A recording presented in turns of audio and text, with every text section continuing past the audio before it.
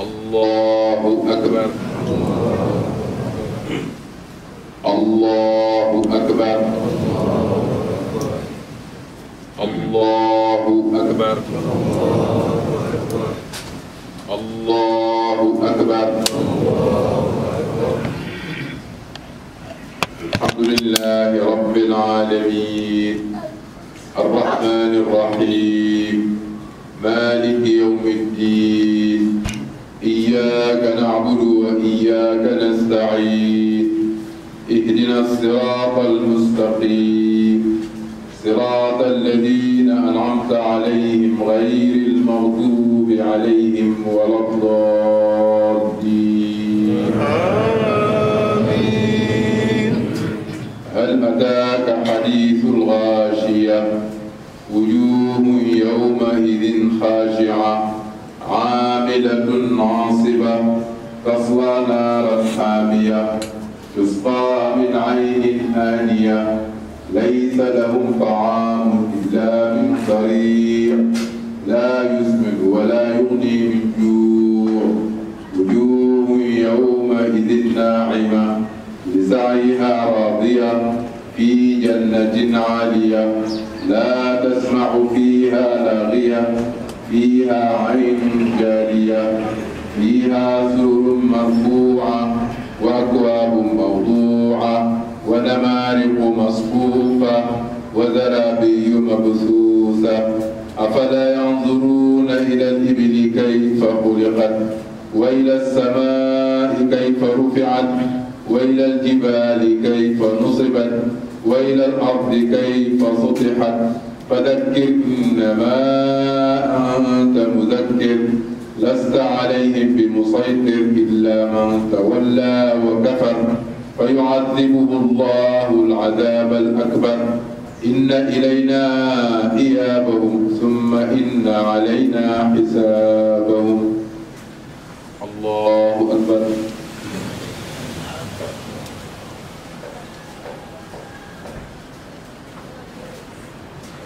سمع الله لمن حمده. الله أكبر.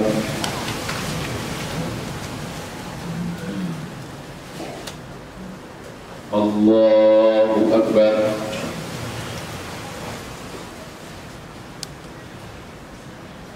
الله أكبر.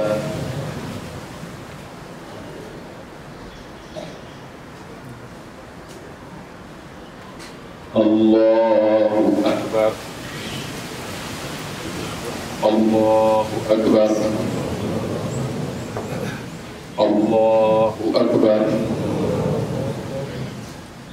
الله أكبر. الله أكبر. الله أكبر. الحمد لله رب العالمين الرحمن الرحيم مالك يوم الدين إياك نعبد وإياك نستعين اهدنا الصراط المستقيم صراط الذين أنعمت عليهم غير المغضوب عليهم ولا الضالين آمين.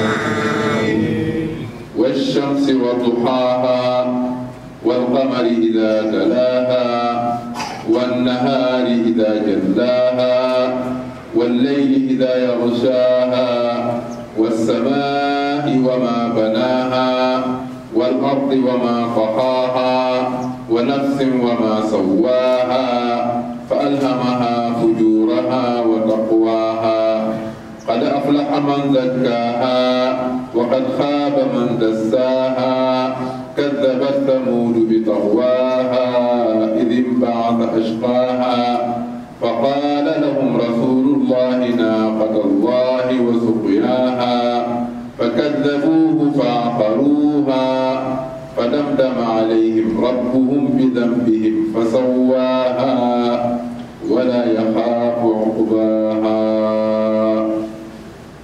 الله أكبر.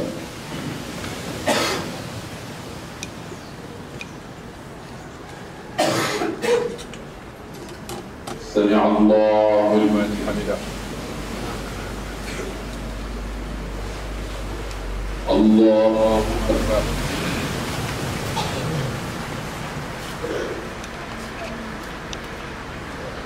الله أكبر.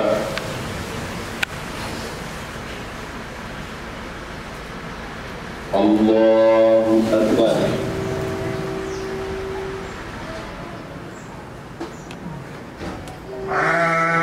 الله أكبر.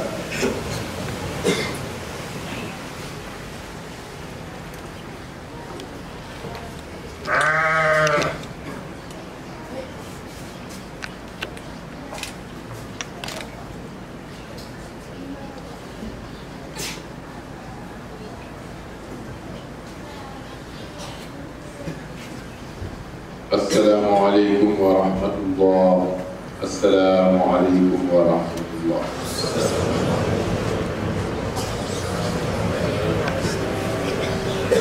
la ñuy dellu ci ngoon fanaani Makka fanaani Muna ma ni loolu ay jaamu yàlla yu rëy rëy la yoo xam ni war nañ koo bàyyi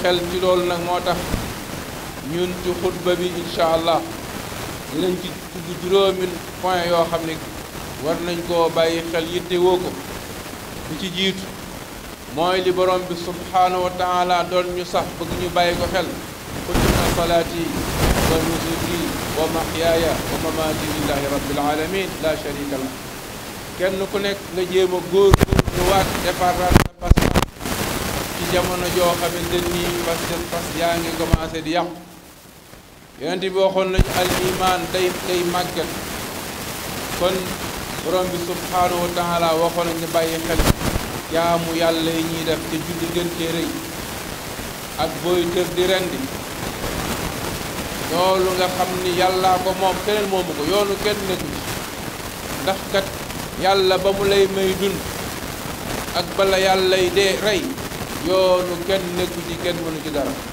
kenn amu ci lu mu ca xañ lu mu ca sañ wala lu mu ca man wala lu mu ca fekk su ko defee loolu ñu koy bàyyi xel xam ni suñuy jaamu yàlla borom bi subhaanahu wa taala moo ñu ko sant bu ñu koy def moom rek moo tax ñu di ko def te bu ñu koy def ñu jéem a xool ni ko yonent bi sallallahu alayhi wa sallam defe woon kon loolu ñu bàyyi ko xel beneen bi nga xam ne war nañ koo bàyyi xel mooy suñuy ndaw mag ñi war nañoo bàyyi xel ndaw ñi waaye ndaw ñi tam war nañoo bàyyi xel seen bopp borom bi subhaanahu wa taala mi ngi nettali ay ndaw naan innahum fityatun amanu bi rabbihim fa zidnaahum huda ay ndaw lañ woon yoo xam ni dañ doon góorgóorlu jaar ci yoon wi yàlla nee na ma jàppale leen yokkal leen ngëm ba ñu nekk dëgg-dëgg ay jullit ma ni mbokk suñuy ndaw bu ñuy xool leen ni une jeunesse malsaine léeg-léeg ñu qualifié une jeunesse égarée léeg-léeg ñu qualifié une jeunesse manipulée ma ni mbokk yooyu yëpp li ko waral mooy ñàkk a yittewoo ndaw ñi te dellu ñu diine ñàkk leen a jox ay modèle ñàkk leen a bàyyiloo xel yonent bi borom bi subhaanahu wa taala waxoon na ndaw ñi ñu xool ci yonent yàlla yuusuf ci maandoom ci fegoom waxoon na leen ñu xool ci Muusa alayhi salaam ca doole ja ko yàlla joxoon ak xam-xam ba mu jëfandikoo ko ci lu am njariñ waxoon na leen ñu xool ci Ibrahima alayhi salaam ci pas-pas bu wóor pas-pas bu leer boo xamante ni du nangu lenn kooj ko ma ni kon ndaw ñi war nañ leen a jàppale yonent bi sallallahu alayhi wa sallam waxoon na mag ñi leen usikum bi shababi xayra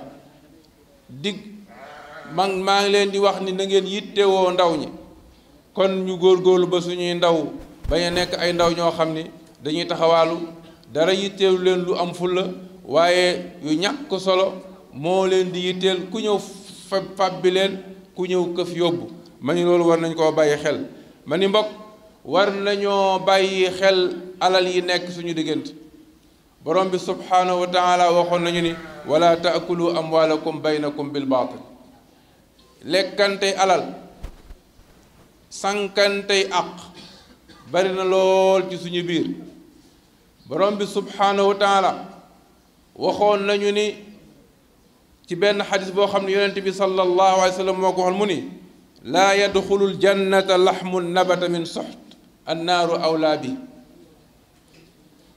alal ju araam suux wa ko lekk du dugg àjjana. yonent bi nee na sawara kooku wowu suux sawara la yeyool sawara ko lekk. su ko defee mbokk ñu bàyyee loolu xel, li ñuy yàq ci suñuy alal yoo xam ne kenn ku ne mi ngi tappale ci riba. mbokk riba dafa xaram. bis ni tey wala bis ni démb ca arafa la ko yonent bi sallallahu alayhi wa sallam waxoon, nee woon na riba dafa araam, na kenn ku nekk jëfandikoo ci sa alal li ci dagan. carte dafa araam. mbokk carte ka bëri, ñu bëri ci ñun sax bu ñu sàgganul seen xarum tabaski mi ñu rendi ñu carte ci. day ngi bu tabaski jotee tombolaa yi day bëri, ku ne naan tegal nga gañam xar, nga yaakaar ni boo amee xar war nga cee mën a tabaski. ma ni mbokk loolu nañ koy moytu, dañuy jéem a xool suñu alal yi niñ koy amee. bokk na ci nag alal ji gën a jaxasoo ren léegi mooy suuf mbokk, tappale ci suuf, jaay terrain ñetti yoon, jaay ko ñeenti yoon, jaay ko juróomi yoon, ñu jox la responsabilité ci gox nga jël suuf yee jaay def ci sa poche bàyyi nit na. ma ni loolu yonent bi sallallahu alayhi wa sallam ci benn xadis bu sayida Aïcha radiyallahu anha waxoon na ni man zalama qayda shibrin min al ard tuwiqahu min 7 ardin. waxoon nañu ni képp koo xam ni jël nga suufas jàmbur donte morso bu tuuti la, borom bi subhaanahu wa taala dana ko suppi mu nekk ay jéng yoo xam ni suuf yëpp juróom-ñaari suuf yi yàlla bind yëpp dinañ ko jël mu nekk ay jéng ñu laxas la ko. kon ma ni mbokk nañu bàyyi xel loolu. dafa mel ni suuf moo xew léegi, alal li suuf moo xew léegi ba tax kenn amatu ci am xel, tappale rek, wuti pexe rek, dem lijjanti këyit rek, di antidaté rek, lu leen nga dugg ci ngir jàpp ni war nga koo mën a jëfandikoo. ma ni loolu nañ koy moytu. ma ni mbokk borom bi subhaanahu wa taala bëgg nañu bàyyi xel, ñun ñii fi nekk génération bi ñoo bàyyi xel ni am na ñu fi jiitu woon ñu baax, ñu ñëw fekk topp seeni tànk waaye defuñu seen jëf, te loolu lam nuy mujjil mooy musiba, lam ñuy yóbbu mooy sawara. borom bi subhaanahu wa taala mi naan fa xalafa min baadihim xalfun adaau salawaat wattabau shahawaat. ñu topp suñuy bànneex rek, topp ñeneen ñi liñ ñuy wax, lu xew lu ne ñu topp ci. boo xoolee bërki démboo Occident li mu doon wax concubinage, dañoon jàpp ni góor daal war naa mën a jël benn jigéen, ñu jàpp ni war nañoo mën a nekk, ñu valider leen ko. ñu dem ba yàgg ñu ni góor jigéen liberté individuelle la, kon nit ñi war nañ koo mën a nangu. ñu dem ba yàgg ñu daal di ni góor sax war naa mën a sëy ak góor, jigéen war naa mën a sëy ak jigéen, ñu jàpp ko di war koo valider. jàpp ni nit sax mën naa jàpp ni wërta mën naa góor ak góor sëy, wut ay doom yoo xam ni ay fils adoptif. ma ni yooyu yëpp ay taxawaay la yoo xam ni diine ji ñu nekk ci lislaam da koo bañ, da koo tere. yonent bi sallallahu alayhi wa sallam waxoon nañu ci li ci nekk ci ay musiba. yàlla woon nañu sax ni adoption sax ni ñu koy defee, jël benn xale bu nekk fële ni maay baayam maay yaayam, ba jàpp ni loolu mën naa valable. l'islam waxoon nañ loolu mënta nekk. ma ni kon bokk fokk ñu dellu si waat ci suñuy valeur ñun jullit, xam ni lii gaa ñiy wax du noonu, fa mu ñu jëmale ci musiba la. wattabau shahawaat fa sawfa yalqawna ghayya. borom bi subhaanahu wa taala nee na loolu fa mu ñu yóbbu ci musiba la mu rëy rëy. yàlla na ci yàlla musal. leen fi nekkoon jàdd def naka sul noona, teg naa leen ay natt, indi leen ay jafe. da ngay dégg ku nekk naan la chinois yoo ko fi indi, japonais yoo ko fi indi, américain yoo ko fi indi, nangam manipulation la. ma ni mbokk ñun dañoo war a gëm ni borom bi subhaanahu wa taala moo ko fi indi, nit mënu ko. borom bi subhaanahu wa taala moo gis ni jàdde àddina bépp jàdd, ku ne def ndëngate, waaye duñu waaru. man bërki démb damay xool Allemagne bërki démboo bi ñuy def ci coupe d'Europe, ñu indi affaire góor jigéen ñi ni lañ ko fay def ba sax UEFA ñoo bañ ni leen kenn dañu ko fi dindi.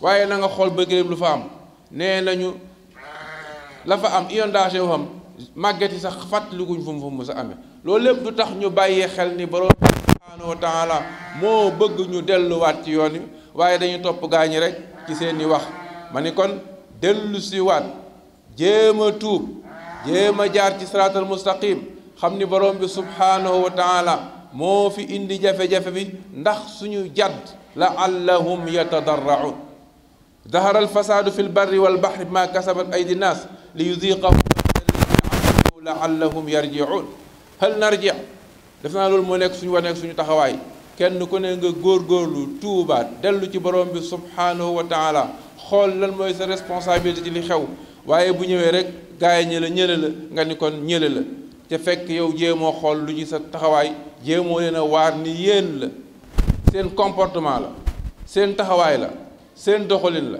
yàllaa wax dëgg yéen waxu leen dëgg ma ni mbokk loolu war nañ koo bàyyi xel yonent bi sallallahu alayhi wa sallam ba muy demee xajjatul wadaa ci arafa loolu la wax nee woon na gaay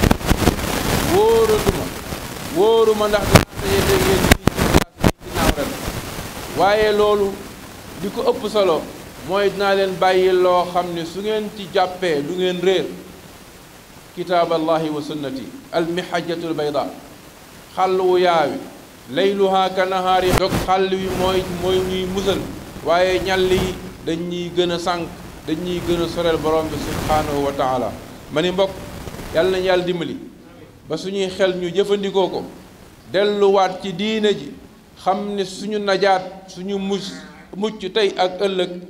Louange Allah subhanahu wa ta'ala. Et après ce sermon, nous adressons nos félicitations à la communauté musulmane et également nos remerciements à tous ceux qui ont assisté à cette prière. Peut-être comme vous le demandez, j'ai tenté dans le sermon de rappeler l'importance de cette journée appelée par le prophète Mohammed sallallahu alayhi wa sallam Yawm al-Hajj al-Akbar, le jour du grand pèlerinage. Nous avons peut-être essayé de résumer les actes de cette journée, mais nous avons également tenté de traiter 5 petits points. Donc, premièrement, c'est inviter les uns et les autres à purifier leur foi, à corriger leur comportement, à se conformer aux enseignements du Coran et de la sunna du prophète Mohammed sallallahu alayhi wa sallam.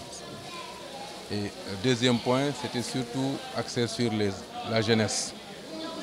La jeunesse laissée égarée, la jeunesse parfois qualifiée de tous les maux, parfois malsaine, parfois manipulée, parfois égarée. Mais nous avons dit que ce n'est pas leur responsabilité, c'est la responsabilité de la grande communauté. C'est à nous de prendre cette jeunesse en charge, de les orienter, de les inculquer les bonnes conduites, de leur inculquer les enseignements du prophète Mohammed sallallahu alayhi wa sallam et les orientations du Saint-Coran. Dans le troisième axe, nous avons abordé la question des biens, que ce soit l'argent, que ce soit les terres. Et nous avons surtout axé notre sermon sur les terres, le problème du foncier. Nous avons constaté aujourd'hui que les gens s'entretuent pour des morceaux de terre. On fait des falsifications. On utilise tous les moyens illicites pour s'accaparer des terres des autres. Et nous avons montré que le prophète sallallahu alayhi wa sallam nous a dit que cela constitue à l'au-delà des punitions extraordinaires. Donc nous avons attiré l'attention des uns et des autres de ne pas se comporter de telle sorte, d'être vigilant, mais également d'être correct, de ne pas prendre l'argent de l'autre et effectivement et encore essayer de ne pas être l'usure. L'usure aujourd'hui est très répandue dans nos différentes transactions, également les cartes et autres choses, les jeux de hasard. Tout cela est interdit par le prophète Mohammed sallallahu alayhi wa sallam, par le Coran, et surtout cela a été abrogé par le prophète le jour de Arafat, qui est la veille de la Tabaski. Nous avons également invité les uns et les autres à regarder les sanctions que Allah subhanahu wa ta'ala promet aux gens qui ne respectent pas le droit chemin. Et le cinquième axe, nous avons peut-être imploré Allah subhanahu wa ta'ala de nous préserver de cette pandémie qui est là depuis plus d'1 an et avec ses variants. Mais on a tendance à dire que tel pays, tel groupe l'a créé. Mais je pense que moi, j'ai une sanction divine. C'est à nous de revenir au droit chemin, parce qu'Allah subhanahu wa ta'ala nous a dit ça dans le Coran. Si vous laissez le droit chemin, Allah subhanahu wa ta'ala va vous donner des sanctions. Ça peut être des inondations, ça peut être des maladies, ça peut être autres sanctions. Tout cela pourquoi? Pour que vous ressaisiez et vous revenez sur le droit chemin. Voilà donc peut-être les 5 questions que j'ai abordées dans le sermon. Et nous demandons à Allah subhanahu wa ta'ala de nous pardonner nos erreurs et de nous mettre sur le droit chemin. Et je dis d'éviter à tout le monde. Assalamu alaikum. On a parlé de la dégradation des mœurs. C'est ça. Quand nous avions parlé de la jeunesse, on a parlé de la dégradation des mœurs. Donc on avait parlé des termes utilisés parfois. Le mariage mixte. On a parlé également de l'adoption. Donc tout cela, c'est des valeurs qui ne sont pas conformes aux enseignements du Coran et du prophète sallallahu alayhi wa sallam. Tout cela est interdit par notre religion. Moi, je pense que j'ai dit qu'il faut que nous évitions cela. Ne pas être des consommateurs. Nous appartenons à une religion qui a donné un projet de société très clair. Le prophète nous avait dit « Je vous ai laissé sur le chemin droit, clair. » Donc, si vous suivez ce chemin-là, vous pouvez éviter tous ces dérives-là. Moi, je pense donc que nous devons réviser notre religion, apprendre cette religion, se conformer à ses enseignements pour vivre en paix ici-bas et avoir également la paix à l'au-delà. Assalamu alaikum.